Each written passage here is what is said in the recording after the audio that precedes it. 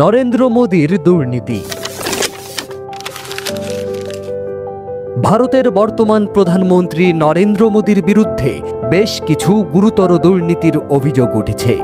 এই অভিযোগগুলো শুধুমাত্র তার ব্যক্তিগত নয়, বরং তার সরকার ও তার ঘনিষ্ঠ সহযোগীদের বিরুদ্ধে নানা ধরনের অনিয়ম এবং আর্থিক প্রতারণার অভিযোগ সৃষ্টি করেছে। এই দুর্নীতির ফলে ভারতীয় জনগণ এবং পুরো বিশ্বে গভীর অসন্তোষ সৃষ্টি হয়েছে। প্রথমত, আদানি গ্রুপের সঙ্গে সম্পর্কিত অভিযোগ উঠে এসেছে। গৌতম আদানি মোদির একান্ত সহযোগী, তার ব্যবসা সাম্রাজ্য গড়ে তোলার জন্য বিশেষ সুবিধা পেয়ে আসছেন বলে অভিযোগ রয়েছে। যুক্তরাষ্ট্রের বিচার বিভাগ তাদের বিরুদ্ধে $250 মিলিয়ন বেশি ঘুষ প্রদান করার অভিযোগ এনেছে। এই অভিযোগের ফলে মোদির সরকারের বিরুদ্ধে পক্ষপাতিত্বের অভিযোগ উঠেছে। বিশেষ করে আদানি ব্যবসার প্রতি তার সরকারের সহানুভূতি এবং অর্থনৈতিক সাহায্য প্রদানের বিষয়টি স্পষ্ট হয়ে উঠেছে। এরপর ইলেকটোরাল বন্ড স্ক্যাম দেখা গেছে, যা মোদি সরকারের অন্যতম বিতর্কিত পদক্ষেপ। 2017 সালে মোদি সরকার ইলেকটোরাল বন্ড চালু করেন, যার মাধ্যমে রাজনৈতিক দলগুলো গোপনে অর্থ গ্রহণ করতে পারে।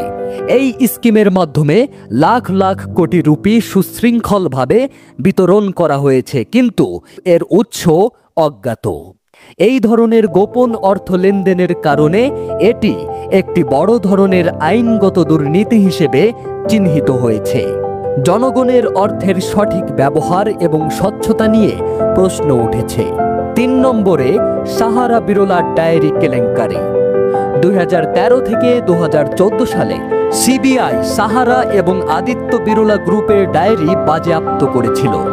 এই ডায়েরিতে গুজরাট সিএম ও আহমেদাবাদ মোদিজি নামে একাধিক সন্দেহজনক লেনদেনের তথ্য পাওয়া গেছে, যা মোদির নামের সঙ্গে যুক্ত ছিল। তবে সুপ্রিম কোর্ট এই মামলার যথেষ্ট প্রমাণ না পাওয়ার কারণে তদন্ত বন্ধ করে দেয়। কিন্তু সাধারণ জনগণের মনে প্রশ্ন উঠেছে, এসব ঘটনায় কি ধরনের স্বচ্ছতা ছিল?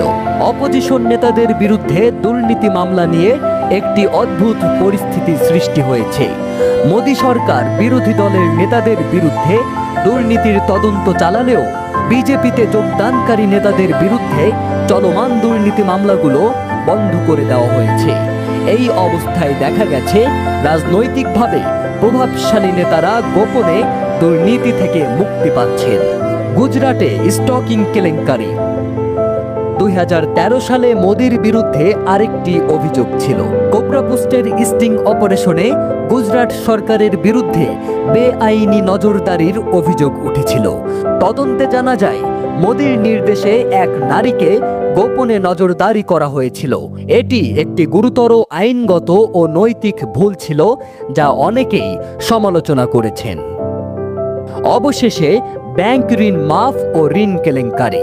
মোদি সরকার ক্ষমতায় আসার পর প্রায় 11 লাখ কোটি রুপি ঋণ মাফ করেছে এবং এই ঋণগুলো মূলত তার ঘনিষ্ঠ ব্যবসায়ীদের মধ্যে বিতরণ করা হয়েছে।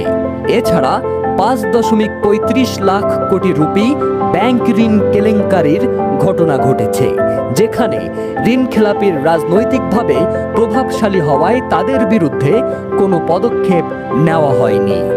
এই সমস্ত অভিযোগের পর ভারতীয় জনগণ মোদির সরকারের বিরুদ্ধে অসন্তুষ্ট। দুর্নীতির বিরুদ্ধে প্রয়োজনীয় পদক্ষেপ নেওয়ার জন্য জনগণের দাবি ক্রমেই জোরালো হচ্ছে। যদি এই দুর্নীতিগুলোর বিরুদ্ধে সঠিকভাবে তদন্ত না করা হয়, তবে দেশের অর্থনীতি, সমাজ এবং জনগণের প্রতি ক্ষতিকর প্রভাব পড়বে।